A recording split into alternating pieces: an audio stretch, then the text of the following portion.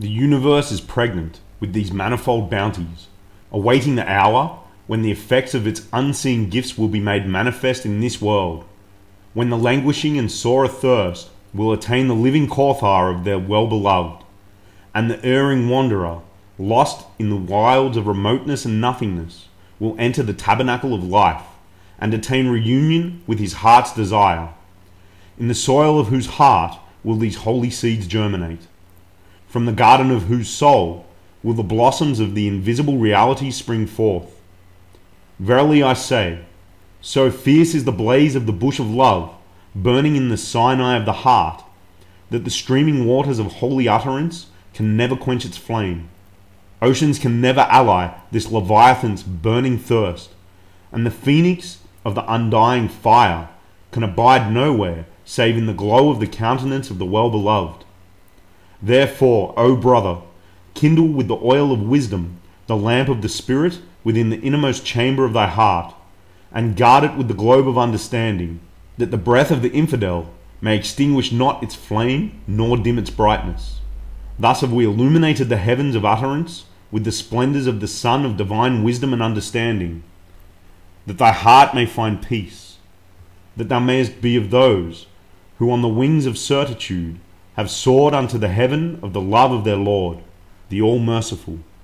And now, concerning his words, and then shall appear the sign of the Son of Man in heaven.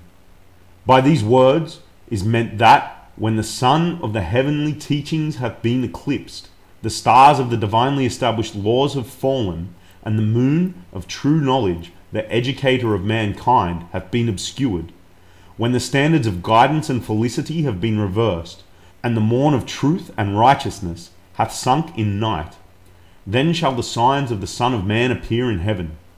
By heaven is meant the visible heaven, inasmuch as when the hour draweth nigh, on which the day star of the heaven of justice shall be made manifest, and the ark of divine guidance shall sail upon the sea of glory, a star will appear in the heaven, heralding unto its people the advent of that most great light.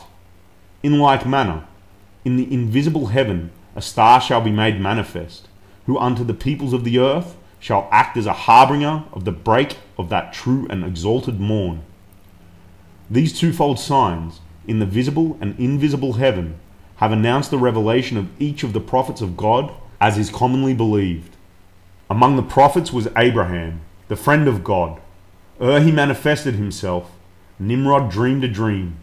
Thereupon he summoned the soothsayers, who informed him of the rise of a star in the heaven. Likewise, there appeared a herald, who announced throughout the land the coming of Abraham. After him came Moses, he who held converse with God. The soothsayers of his time warned Pharaoh in these terms: A star hath risen in the heaven, and lo, it foreshadoweth the conception of a child, who holdeth your fate and the fate of your people in his hand. In like manner, there appeared a sage, who in the darkness of the night brought tidings of joy unto the people of Israel, imparting consolation to their souls and assurance to their hearts. To this testify the records of the sacred books. Were the details to be mentioned, this epistle would swell into a book. Moreover, it is not our wish to relate the stories of the days that are past. God is our witness that what we even now mention is due solely to our tender affection for thee, that happily the poor of the earth may attain the shores of the sea of wealth, the ignorant be led unto the ocean of divine knowledge, and they that thirst for understanding partake of the saucible of divine wisdom. Otherwise, this servant regardeth the consideration of such records a grievous mistake and a grievous transgression. In like manner, when the hour of the revelation of Jesus drew nigh, a few of the Magi, aware that the star of Jesus had appeared in heaven, sought and followed it, till they came unto the city, which was the seat of the kingdom of Herod. The sway of his sovereignty in those days embraced the whole of that land. These Magi said, Where is he that is born King of the Jews? For we have seen his star in the east, and are come to worship him. When they had searched, they found out that in Bethlehem, in the land of Judea, the child had been born. This was the sign that was manifested in the visible heaven.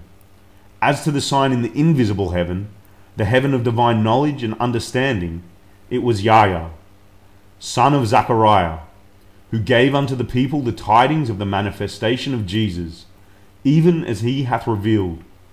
God announceth Yahya to thee, who shall bear witness unto the word from God, and a great one and chaste. By the term word is meant Jesus, whose coming Yahya foretold. Moreover, in the heavenly scriptures it is written, John the Baptist was preaching in the wilderness of Judea, and saying, Repent ye, for the kingdom of heaven is at hand. By John is meant Yahya. Likewise, ere the beauty of Muhammad was unveiled, the signs of the visible heaven were made manifest. As to the signs of the invisible heaven, there appeared 4 men, who successively announced unto the people the joyful tidings of the rise of that divine luminary. Rusbir, later named Salman, was honoured by being in their service. As the end of one of these approached, he would send Rusbir unto the other, until the 4th, who feeling his death to be nigh, addressed Rusbir, saying, O Rusbir, when thou hast taken up my body and buried it, go to Hijaz, for there the day star of Muhammad will arise. Happy art thou, for thou shalt behold his face. And now, concerning this wondrous and most exalted cause, know thou verily that many an astronomer hath announced the appearance of its star in the visible heaven. Likewise, there appeared on earth Ahmad and Kazim. Those twin resplendent lights, may God sanctify their resting place.